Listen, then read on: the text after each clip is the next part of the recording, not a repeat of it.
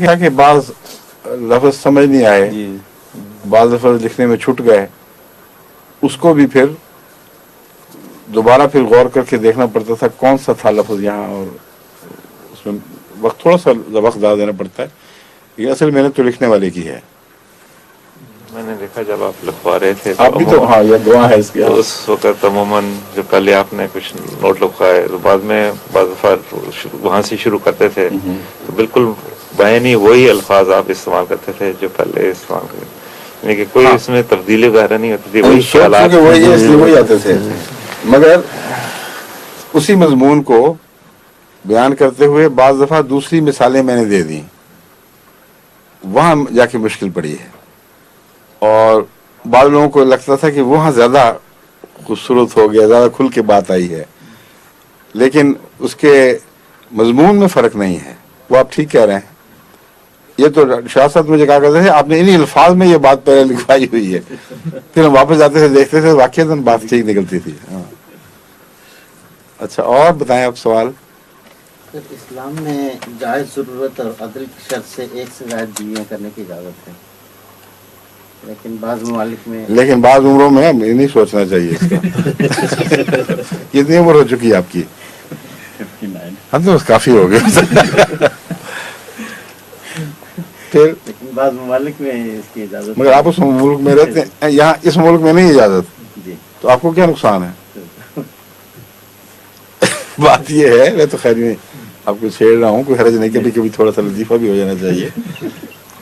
بات یہ ہے کہ کسی ملک میں بھی اس کے خلاف کوئی قانون رائج نہیں ہو سکتا. اس کی وجہ یہ ہے کہ جن ملکوں میں یہ قانون ہے ان کے اخلاقی معیار اتنے گر چکے ہیں کہ وہاں کوئی 50 عورتیں بھی رکھ لے، 4 کی شرط نہیں ہے، وہ پال لے اپنے گھر، تو ان کے نزدیک کوئی گناہ نہیں، کوئی قانون شکنی نہیں ہے. دونوں طرفوں کی مرضی ضروری ہے. ان کے ہاں یہ قانون چلتا ہے. تو اس لیے اگر اسلام کے نقطۂ نگاہ سے کسی نے 4 شادیاں کی ہوں تو ان کا قانون ایک کو بیوی قرار دے گا اور باقی کو مسٹریس قرار دے گا. اور عجیب الٹا حال ہے کہ بیویوں کو مسٹریسز کا مقام دیا جا رہا ہے اور مسٹریسز کو بیویوں کا مرتبہ دیا جا رہا ہے حقوق کے لحاظ سے. تو اس لیے فرق تو کوئی پڑتا نہیں، ان کو کہنے دو جو کہتے ہیں. حضرت مسلم موعود جب تشریف لائے تھے یہاں تو آپ کے ساتھ 3 بیگمات، چاروں اس وقت 4 زندہ تھیں. حضرت امی جان، حضرت چھوٹی اپا، حضرت ام متین، حضرت میرا اپا، اور حضرت اپنا عزیزہ بیگم جو میاں وسیم احمد صاحب کی والدہ. اور سب کو ساتھ لائے تھے کیونکہ بیماری کی وجہ سے یہاں آنا تھا، تو آپ نہیں چاہتے تھے کہ کسی کے ذہن کسی کو یہ خیال ہو کہ مجھے بھی قریب ہونا چاہیے اور وہ نہیں. یہ بھی ایک انصاف کا انداز تھا حضرت مسلم موعود کا. تو ان کو جب یہاں لائے تو راستے میں تیاری کے سلسلے میں سوال اٹھ گیا کہ ہم کیسے لے کے جائیں گے، جب اب بیوی ظاہر کریں گے تو ان کا قانون مانتا نہیں ہے، اور وہ کہیں گے ہم بیوی کو تسلیم نہیں کرتے، ایک کو تسلیم کریں گے باقی کو رد کر دیں گے. حضرت مسلم موعود نے کہا مجھے کوئی پرواہ نہیں ان کے قانون کی، یہ وہاں جرم تو نہیں ہے نا کسی عورت کو ساتھ رکھنا. تو مجھے خدا نے اجازت دی ہے، میں رکھ رہا ہوں، تو مجھے اس سے کیا غرض کہ ان کے نزدیک یہ اس کا مقام کیا ہے. مقام کا فیصلہ تو اللہ نے کرنا ہے یا میرے دل نے کرنا ہے کہ میرا خدا کی مرضی کے مطابق فیصلہ ہے یا غلط ہے. تو آپ نے پرواہ نہیں کی، چاروں آئیں، اور حکومت نے پتہ نہیں کس کو کیا سمجھا تھا، اللہ بہتر جانتا ہے، مگر اسلام کی نقطۂ نظر سے چاروں منقوہ بیویاں تھیں. ٹھیک ہے، سمجھ گئے بات. جمعہ کے دن بالعموم آپ 2 آیات کی تلاوت کرتے ہیں، عموماً وہی ہوتی ہیں. یہ صرف احادیث کون سی 2 آیات؟ سورہ غاشیہ اور آیات کی صورتوں کی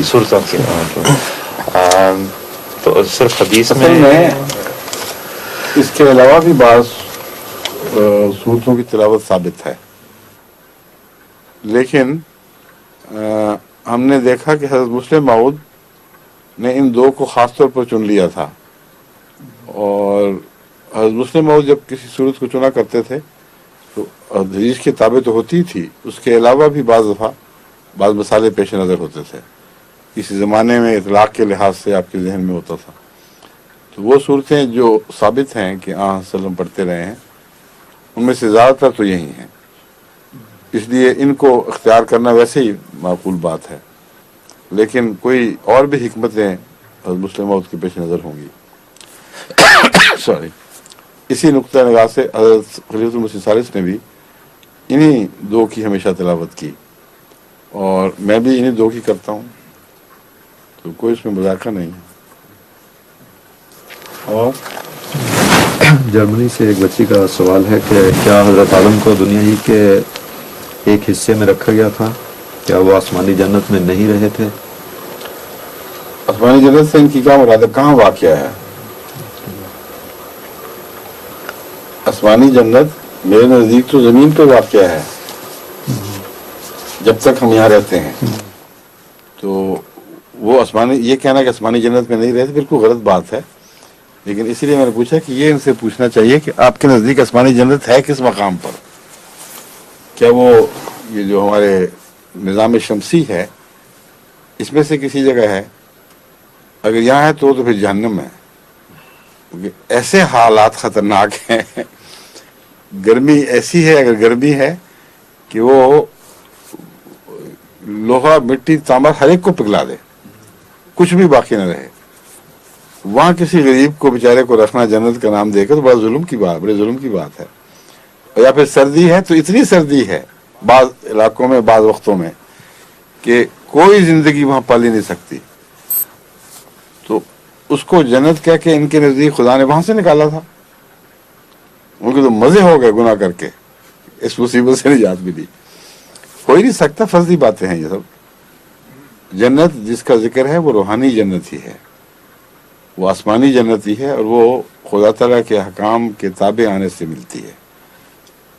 وہ شجر طیبہ جس کا ذکر ہے اس سے مراد خدا تعالیٰ کی رضامندی کے پھلوں والا درخت ہے، اور وہ شجر خبیثہ جس کی بات ہو رہی ہے اس سے مراد شیطانی باتوں میں آ کر کسی فائدہ اٹھانے کا نام ہے۔ وہ پھل جو ہے شیطانی باتوں میں آ کر کوئی فائدہ اٹھانے کا پھل، وہ اس درخت کو لگتا ہے جسے شجر خبیثہ کہتے ہیں۔ تو ظاہر بات ہے کہ جو شخص، اگر کوئی شخص غلطی سے، خواہ ارادہ نہ بھی ہو، کیونکہ حضرت آدم کے متعلق قرآن کریم نے فرمایا وَلَمْ نَجِدْ لَهُ عَزْمًا، اس نے بالارادہ گناہ نہیں کیا تھا، ہم نے اس کے اندر گناہ کا کوئی عزم نہیں پایا۔ بعض لوگ کہتے ہیں نیکی کا عزم نہیں تھا، میں اس کو تسلیم نہیں کرتا، کیونکہ انبیاء تو سارے اولو العزم ہوتے ہیں، ان میں اتفاقی غلطی ایک کی ہو تو خدا یہ فتویٰ دے دے کہ اس کے اندر نیکی کا عزم ہی کوئی نہیں، یہ درست بات نہیں لگتی۔ لم یجد لہو عزما میں ویسا ہی فتویٰ ہے جیسے حضرت یوسف کے متعلق ہے کہ آپ کا کوئی برائی کا ارادہ نہیں تھا۔ تو اس پہلو سے اگر غلطی سے بھی بعض دفعہ انسان ایک شیطانی وسوسے میں پڑھ کے کوئی فعل کر بیٹھتا ہے تو اس کی پھر سزا، ایک طبی سزا بھگتنی پڑتی ہے، اور اس کے نتیجے میں جو دوسرے لوگ ہیں ان پر بھی وہ بات پڑ جاتی ہے۔ یہ وہ مضمون ہے، اس کی تفصیل قرآن کریم نے بیان نہیں فرمائی، نہ ہمیں ہمارے پاس ذرائع ہیں کہ پوری تفصیل معلوم کر سکیں کیا واقعہ ہوا تھا، اس کے کیا بد اثرات ہوئے تھے، کس طرح وہ جنت کی سوسائٹی جو نبی کے آنے سے بنی تھی وہ رفتہ رفتہ غیر جنتی سوسائٹی میں تبدیل ہونی شروع ہو گئی، یہاں تک کہ اللہ تعالیٰ نے فرمایا اہبطوا منہا جمیعا، تم سارے کے سارے یہاں سے نکل جاؤ۔ اب اہبطوا کا لفظ بتا رہا ہے بڑا واضح کہ حضرت آدم علیہ الصلوۃ والسلام کی اس وقت تک بخشش ہو چکی تھی، بس آپ کی غلطی کا پھل نہیں ہے جس کے نتیجے میں نکالا جا رہا ہے، یہ خیال ہی غلط ہے۔ قوم کے لوگ جو دو نہیں تھے زیادہ تھے، ان سے بھی یہ غلطیاں سرزد ہوئی ہیں، اور ان کے ہاں عزم بھی ہوگا، ارادے بھی ہوں گے غلطی کے، تو اس پر اللہ تعالیٰ نے آخر فرمایا کہ اہبطوا منہا جمیعا، اگر آدم اور حوا ہی